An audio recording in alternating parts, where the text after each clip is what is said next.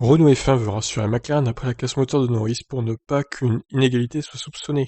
Mais oui, c'est vrai, parce que pauvre Norris, il a abandonné, il était très bien placé. De mémoire, il était sixième avant son abandon, donc ça aurait fait des gros points en plus pour McLaren. Et d'ailleurs, ils auraient peut-être marqué plus de points que Renault là, sur cette course s'il n'avait pas abandonné. Donc c'est un peu louche tout ça. Abitbull veut que Renault rassure McLaren quant à la fiabilité du V6 français après que Norris ait subi une casse sur son bloc hier au Nürburgring. Le directeur de Renault F1 ne veut pas de soupçons sur une fourniture inégale de blocs propulseurs. Il utilise un de nos moteurs et nous devons résoudre le problème rapidement, déclare Abitbull.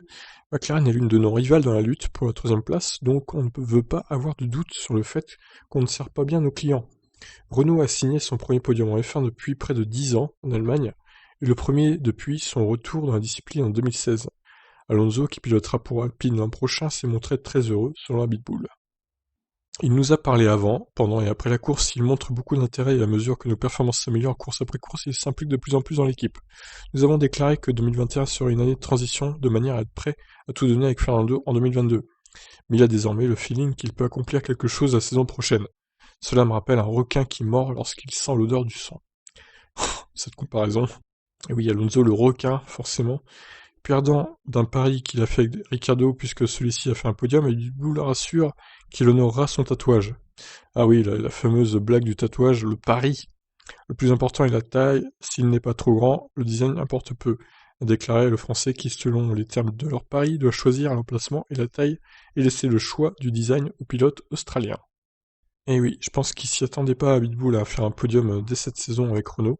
Bon, en même temps, il a bien été aidé par l'abandon de Bottas, hein, parce que s'il n'avait pas abandonné Bottas, Ricciardo aurait fini quatrième, c'est sûr, mais bon, c'est la course aussi. À chaque fois, il y a un abandon ou quoi, donc Albon, c'est pareil, lui, il a abandonné, mais bon, Albon, vous me direz, lui, il fait jamais de podium, hein, donc sur sa Red Bull, il en a fait un, peut-être, mais bon. Au final, à la régulière, il est très très loin de Verstappen, donc c'est pas un candidat régulier au podium, hein, Albon. S'il fait le top 6, c'est déjà bien. Bref, en tout cas, je vous laisse réagir. Qu'en pensez-vous de cet abandon de Norris sur casse-moteur? Est-ce surprenant ou est-ce que c'est la faute à pas de chance? Moi, je dirais que c'est la faute à pas de chance, mais bon, c'est vrai que ça arrange bien Renault, cet abandon, on va pas se mentir. Allez, ciao!